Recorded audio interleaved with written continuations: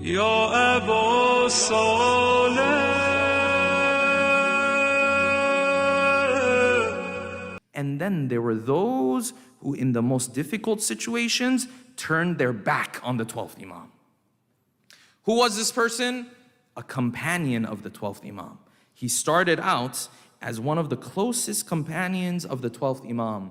When the four representatives, some of them would get together to have meetings, they used to have their meetings in the house of this person. This was his status. Name is Shalmaghani. Shalmaghani. They used to come to him. The Shia's houses were full of his books. Because when he went on the wrong path, the narrations say they came to the representatives and they say, what should we do? Now he's gone on the wrong path, but our houses are full of his books. How are we supposed to deal with that situation?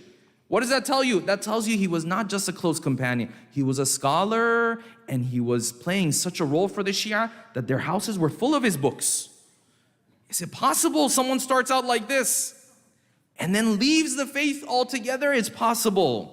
This is what Shaitan does. He's been doing it for a long time. You and I, of course, are naive, but Shaitan is not naive in what he does. So Shalmaghani began. He was during the time of the third representative, Hussein ibn Ruh.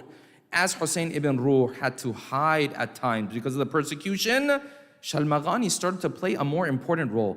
And you know what? He thought to himself, I can do this on my own. And I don't need this person to be between me and so on and so forth. So slowly his opinion started to grow. His opinion started to grow, which was what? Yes, you know, these representatives of the 12th Imam, they themselves have a part of the soul of the Imams and the Prophets in them. This was his first step. Then his second step was, you know what? Actually, I'm not the representative of a representative. I am the representative myself. Then he developed a little bit more until at one point, when Hussein ibn Ruh, the third representative, was imprisoned, he was in prison. And he imagined the most vulnerable of times. What did he do? He came forward and said, listen, all of these letters that you get from the 12th Imam, quote unquote, I wrote them myself. Undermining the whole faith. Shalmaghani reached a point, at one point, the 12th Imam wrote a letter for him and said, Mal'oonun mal'oon. Cursed is who? Shalmaghani. He does not represent us anymore and he has left our faith. And this is what Shaitan does, brothers and sisters. This is why the Quran says, Ya ayyuhalladhina amanu, la tattabi'u khutuwati shaitan. O you who believe, do not follow the footsteps of Shaitan. Why the footsteps? And he just come and say, don't follow Shaitan.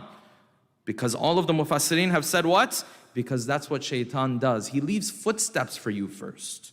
Slowly. Don't come from the beginning and deny everything. First, upgrade your opinion a little bit. First come up with this, then after a while this, then after a while this. Before you know it, you're in a situation where you've completely left the faith altogether. Hence, we end with the verse that we started the lecture with. Inna Allaha indahu ilmus sa'a. The time of the Day of Judgment belongs to Allah. وَيُنَزِّلُ الْغَيْثِ. And He is the one who sends down rain.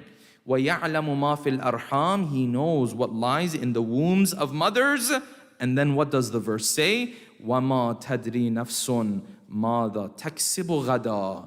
Nobody knows what they're going to do tomorrow. You can start out as a close companion of the 12th Imam. Then in the future, what lies ahead of you? We don't know. That is why we have to practice precaution. وَمَا تَدْرِي نَفْسٌ مَاذَا تَكْسِبُ غَدًا وَمَا تَدْرِي نَفْسٌ بِأَيِّ أَرْضٍ تَمُوتُ. No one knows where or how they're going to take their final breath. إِنَّ اللَّهَ عَلِيمٌ خَبِيرٌ. Only Allah subhanahu wa ta'ala knows. We ask Allah.